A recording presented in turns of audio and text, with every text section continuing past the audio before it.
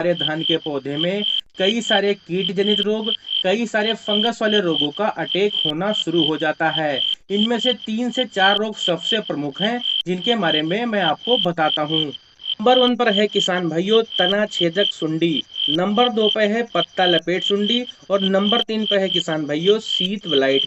यह जो 3 प्रमुख रोग हैं किसान भाइयों, इनका अटैक हमारे पौधे में बालियां निकलते समय अक्सर ही हो जाता है।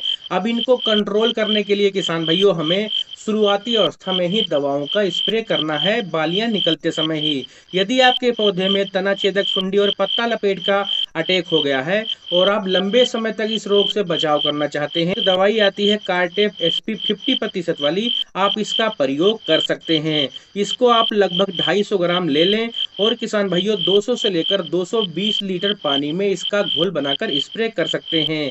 इसको स्प्रे करने के बाद में हमारी जो धान की फसल है किसान भाइयों, इन दोनों रोगों से लंबे समय तक सुरक्षित हो जाएगी। अगर आपके धान के पौधे में जो शीत ब्लाइट का अटैक हो गया है किसान भाइयों, तो इसके बचाव के लिए आप थाइफ्लुजामाइड, पल्सर, मसूरी नाम से कई सारी दवाएं प्रसिद्ध हैं, इनका प्रयोग भी आप कर सकते हैं। फिर आपका जो धान का पौधा है किसान भाइयों, वह रोग मुक्त रहेगा। और शुरुआती अवस्था में यदि हम रोगों को खत्म करते हैं तो इससे 2 फायदे मिलते हैं। पहला तो हमारे दवाओं का खर्चा कम होता है और दूसरा किसान भाइयों हमारे पैदावार में भी कोई प्रभाव नहीं पड़ता है। तो नंबर 2 पर आपको अपनी फसल को रोग से बचाकर रखना है। नंबर 3 पर आपको जिस खास गलती को नहीं करना है, यह है किसान भाइयों पोषक तत्वों की पूर्ति करना। अब बहुत सारे किसान भाई हमारे ऐसे होते हैं कि जब धान में बालियां निकलना शुरू होती हैं, इसके बाद वह अपने पौधे में कोई भी खाद उर्वरक का प्रयोग नहीं करते। लेकिन ऐसा बिल्कुल करना गलत है किसान भाइयों।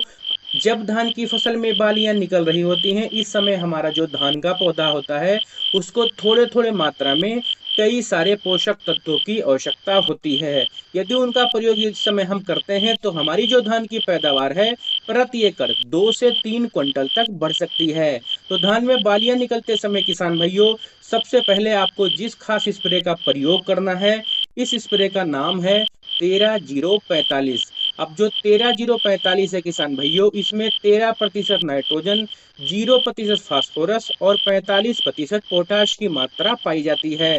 धान की फसल में बालियां निकलते समय हमारे पौधे को थोड़ी मात्रा में हरियाली और बढ़वार के लिए किसान भाइयों यूरिया और नाइट्रोजन की आवश्यकता होती है। और सबसे ज्यादा आवश्यकता किसान भाइयों पोटाश की होती है, और यह दोनों पोषक तत्व इसमें पाए जाते हैं।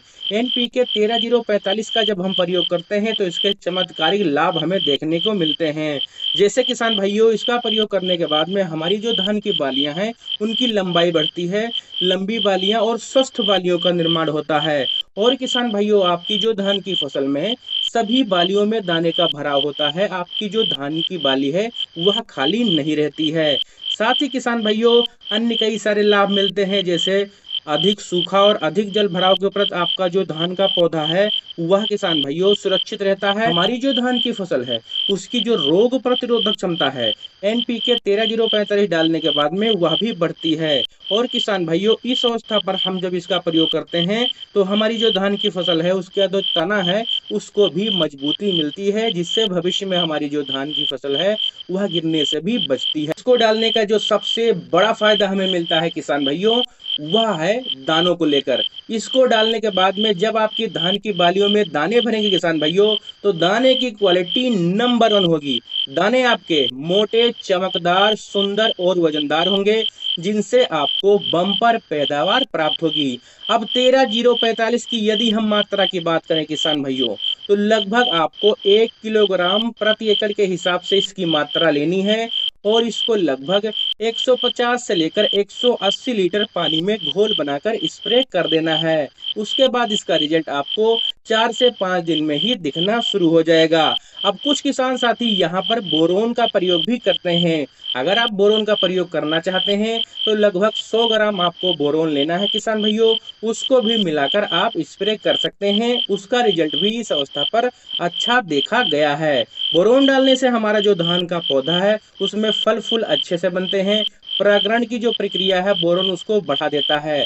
तो किसान भाइयों, धान की फसल में बालियां निकलते समय यदि इन 3 गलतियों को आप भी नहीं करेंगे तो इस साल आपको रिकॉर्ड तोड़ पैदावार प्राप्त हो